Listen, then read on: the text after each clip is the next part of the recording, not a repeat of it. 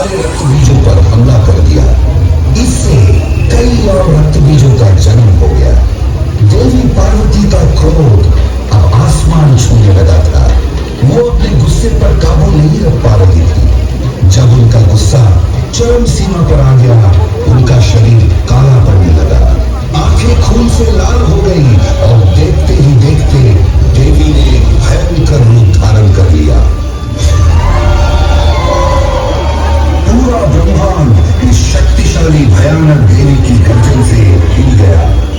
वे राक्षस जो पराक्रमी देवी के सबसे निकट खड़े थे, उनके गर्जन से ही भस्म हो गए। बाघ की खाल पहने हुए, हाथों में प्रतिशोध की तलवार लेकर, नरमुंड की माला पहनकर विकराल रूपी महाकाली प्रकट हुई। वो इतनी भयानक थी कि रक्त बीज डर के भागने लगा। मां काली ने एक भयंकर गर्जन किया और रक्त बीज के पीछे दौड़ने लगी।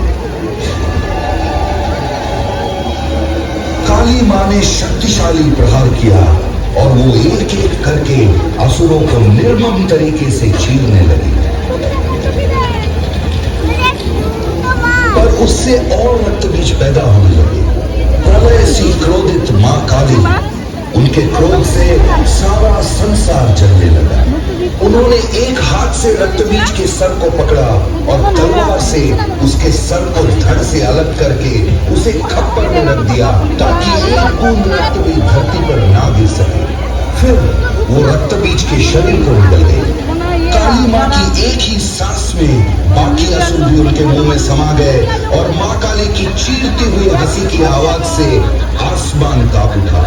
इस तरह असुरों के नायक रक्त बीज का भयानक वध हुआ।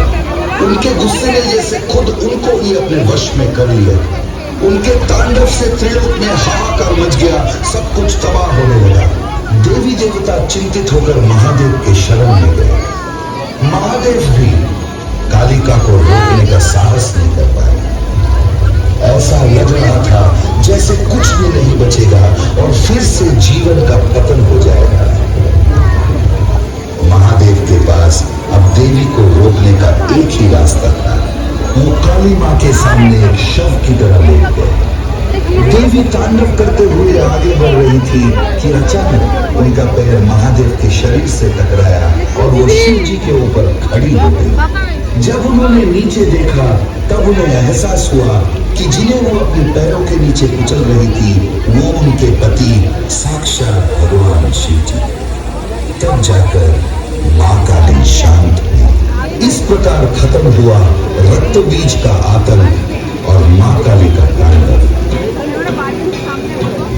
मां काली के शरण में दीपावली के एक दिन पहले काली चौदस मनाई जाती है। इस दिन को काली पूजा होती है और इस दिन को नरक चतुर्दशी के नाम से भी जाना जाता है।